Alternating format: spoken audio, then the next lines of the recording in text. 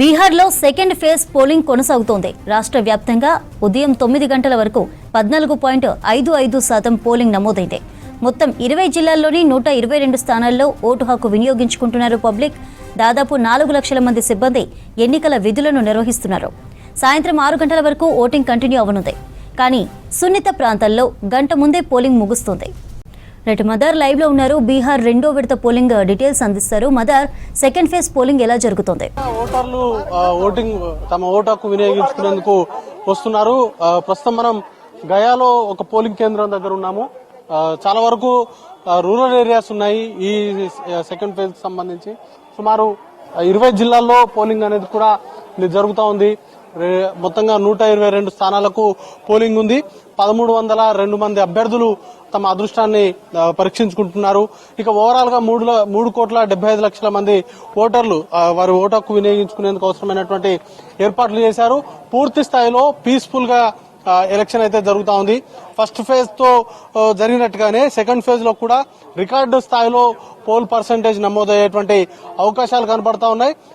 First phase లో కూడా ఉదయం 9 గంటల వరకు సుమారు 14 నుంచి 15% వరకు పోలింగ్ అనేది కూడా నమోదైంది. ఇప్పుడు సెకండ్ ఫేజ్ లో కూడా 14.55%గా ఉదయం 9 గంటల వరకు పోలింగ్ నమోదైనట్లుగా అధికారులు అధికారికంగా డేటా రిలీజ్ చేశారు. ఇక చాలా వరకు అన్ని జిల్లాల్లో కూడా ఆల్మోస్ట్ 10 కంటే పర్సంటేజ్ పైనే పోలింగ్ అనేది కూడా నమోదైనటువంటి పరిస్థితి ఉంది. మొత్తంగా ఈ సెకండ్ ఫేజ్ కి సంబంధించి చాలా క్రూషియల్ స్థానాలు ఉన్నాయి. సెకండ్ ఫేజ్ లోనే సుమారు 12 మంది ప్రస్తుత కేబినెట్ మంత్రులు బరిలో ఉన్నారు. వారితో పాటు లాస్ట్ టైం ఈ 122 స్థానాల్లో బీజేపీ పార్టీ 42 స్థానాల్లో గెలుపొందగా ఆర్జేడీ 33 స్థానాల్లో గెలిచింది. అంటే ఆల్మోస్ట్ టఫ్ ఫైట్ రెండు కూటములకు సంబంధించినటువంటి పార్టీలో మేజర్ పార్టీల మధ్య ఉన్నటువంటి పరిస్థితి ఉంది. లాస్ట్ టైం ఎన్నికలు బేరీజ్ చేసుకుంటే ఆర్జేడీ, జేడీయూ, కాంగ్రెస్ 3 కూడా కలిసి అప్పుడు పోటీ చేశాయి. సుమారు 80 స్థానాలు కైవసం చేసుకున్నాయి. ఆర్జేడీ 33 స్థానాలు, జేడీయూ 20 స్థానాలు, అలాగే కాంగ్రెస్ పార్టీ 11, వామపక్షాలు 5 స్థానాల్లో గెలిస్తే బీజేపీ 42 స్థానాల్లో వారికి సంబంధించినటువంటి ఎమ్మెల్యేలు గెలిచారు.